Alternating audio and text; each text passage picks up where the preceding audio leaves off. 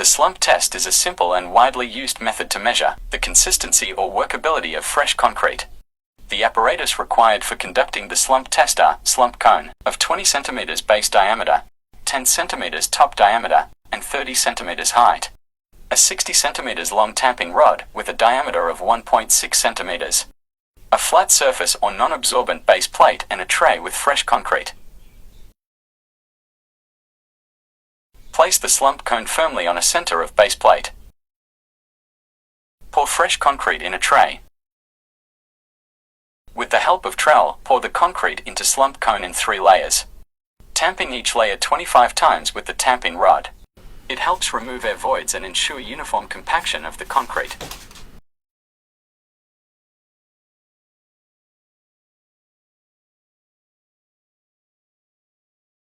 Vertically, lift the cone upward without disturbing the concrete. The concrete will slump under its own weight. Now, measure the difference in height between the top of the cone and the highest point of the slumped concrete.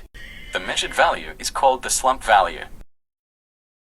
If the tamping rod is not marked with measurements, use separate ruler to measure. Here slump value is 110 mm. The concrete settled evenly, indicating a true slump. There are 4 main types of slump that we can observe during a slump test. Zero slump. In this case, there's no slump at all. The concrete completely retains the shape of the cone. It's usually suitable for road pavements or precast concrete, where a stiff mix is required. True slump. Here, the concrete subsides uniformly, retaining the overall shape of the cone. It just settles down a bit. This shows good cohesion and moderate workability. It's suitable for general casting work like beams and slabs. Shear slump. In this type, one side of the concrete shears off and slips sideways. This usually indicates poor cohesion or possible segregation in the mix. It may not be ideal for structural work.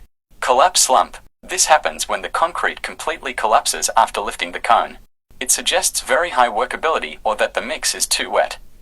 This type is generally not acceptable for most structural concretes.